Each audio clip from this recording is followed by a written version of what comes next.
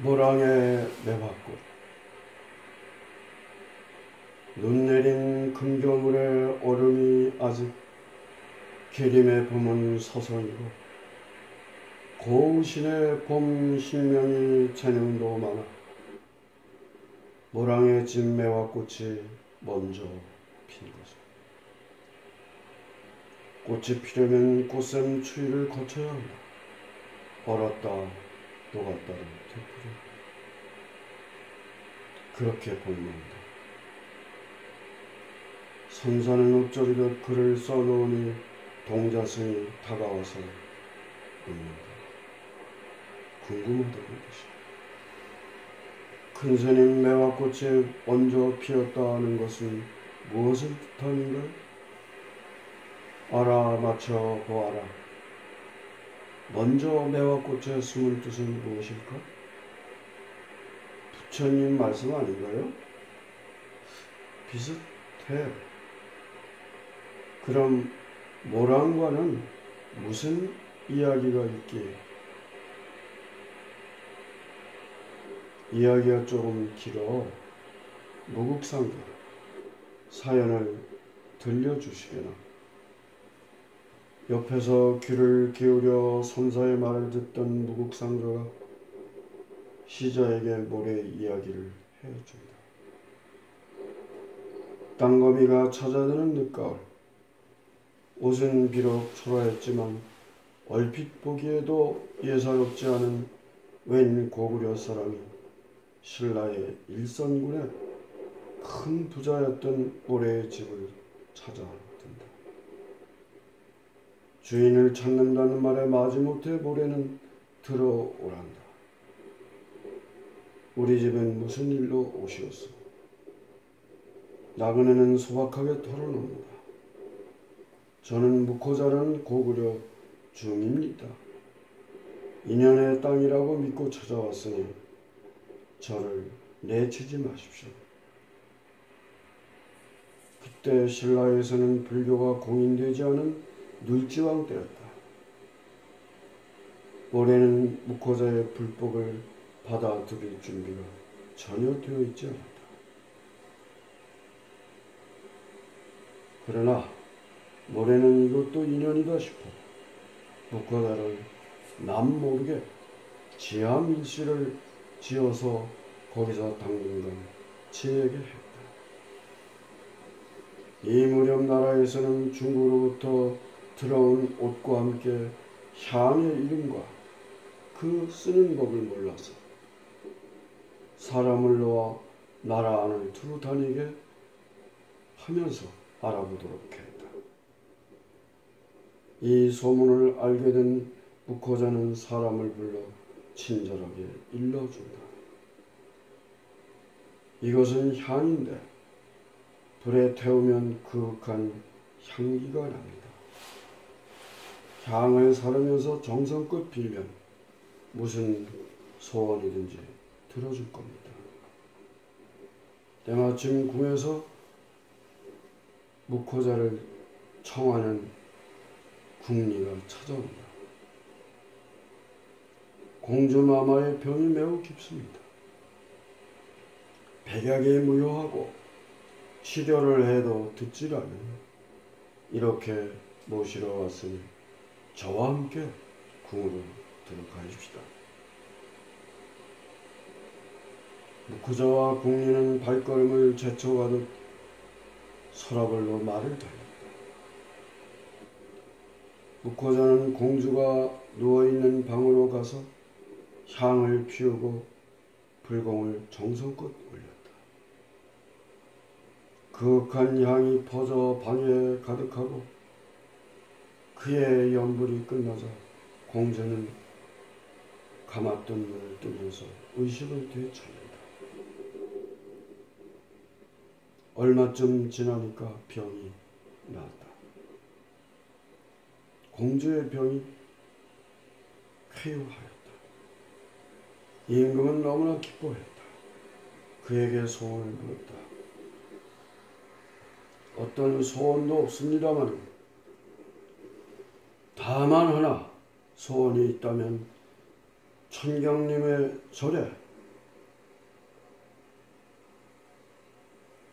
그 숲에다가 절을 지어 불교를 널리 펴고 신라의 번영과 백성의 행복을 빌 수 있다면 좋겠습니다. 임금은 즉시 이를 허락하고 절을 짓기 시작한다. 북호자는 그 뒤로 자신의 법호를 아도란 이름을 쓰기로 했다. 그는 매우 검소했다. 누비 옷을 입고 억새를 얼고 운막집을 지어 임시 도량으로 거기서 살았다. 그가 불도를 말하고 빌면 하늘에서 꽃비가 내리고 많은 이들에게 놀라움을 사게 했다.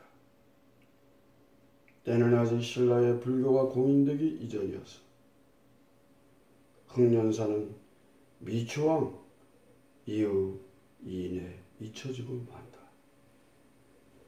아도화상의 어머니 고도령은 중국에서 온 사신 아굴마와 눈이 맞아 정분을 트고 아이를 가져서 아도를 낳게 된다.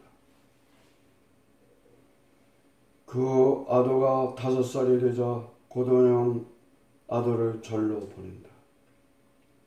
아도가 16살 되더래 어머니는 절로 아도를 찾아와 이런저런 사연을 이야기하고 아도를 중국으로 보낸다.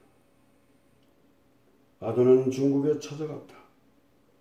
아버지 아굴마를 만나고 현창화상 문화에 들어가서 3년 동안 수도 정진을 한 뒤 고구려로 돌아온다.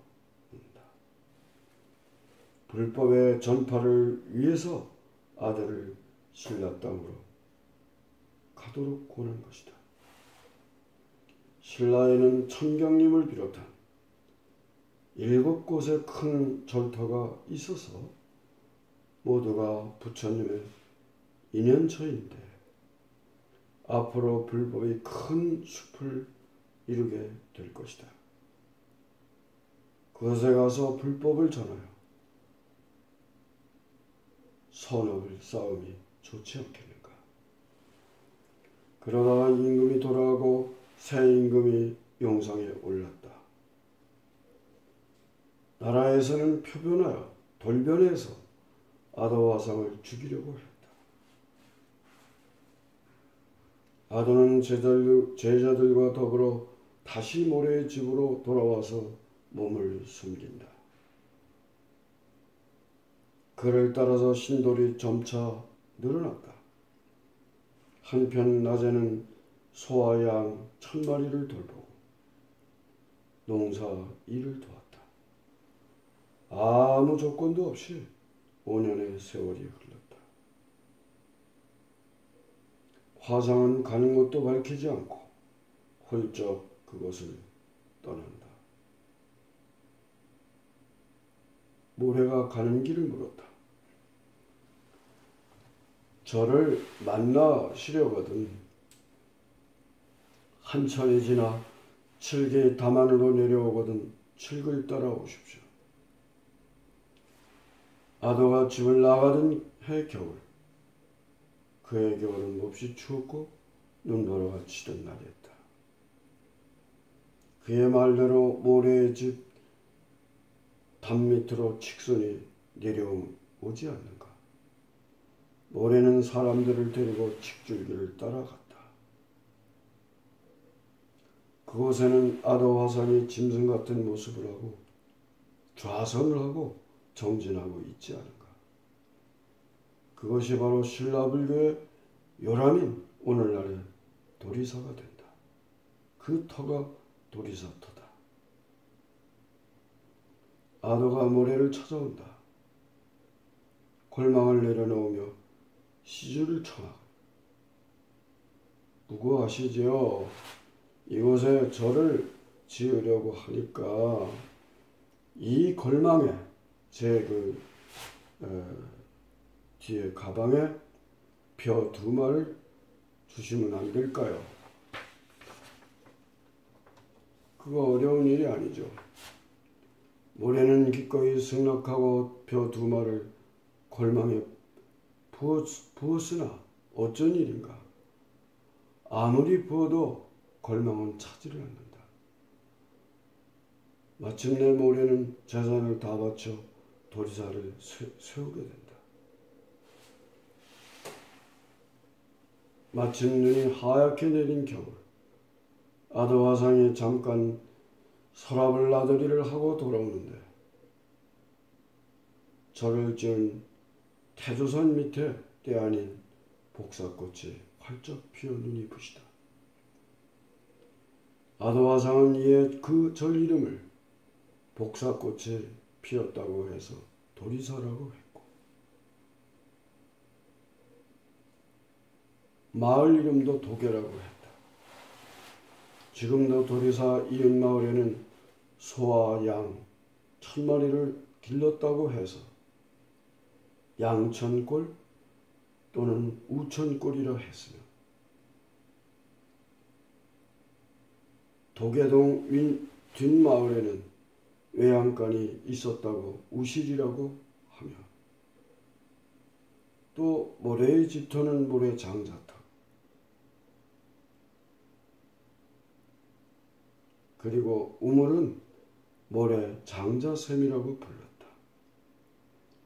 도리는 범어로 절을 뜻하는 데라에서 소리가 변한 것이고, 모래라는 부자의 이름도 도리의 또 다른 이름으로 볼 수 있다.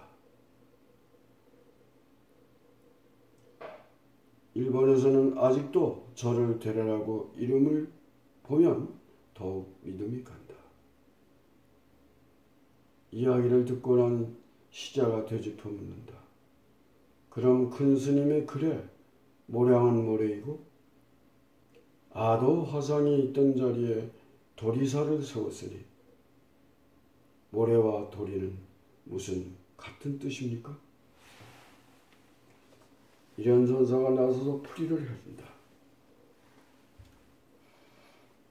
우리 말은 있으나 적을 글자가 없어서 한자의 소리와 뜻을 빌어다가 적는 방법을 이두라고 한다.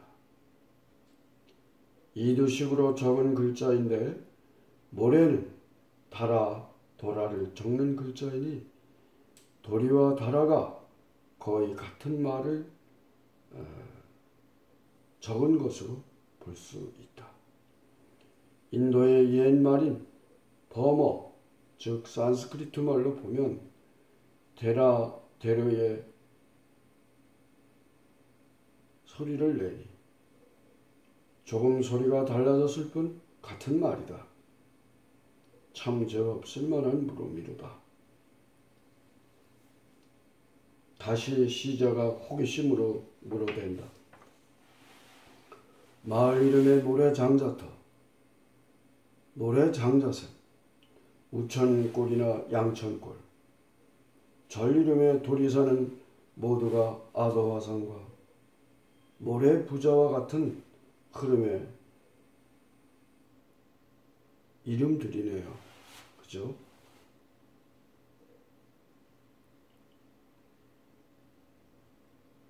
아직 이른 봄이라 바람은 차지만 절 앞에 매화꽃이 서둘러 봄의 소식을 불태우고 있었고, 구름은 멀리 공산의 끝자락을 넘어가고 있었다.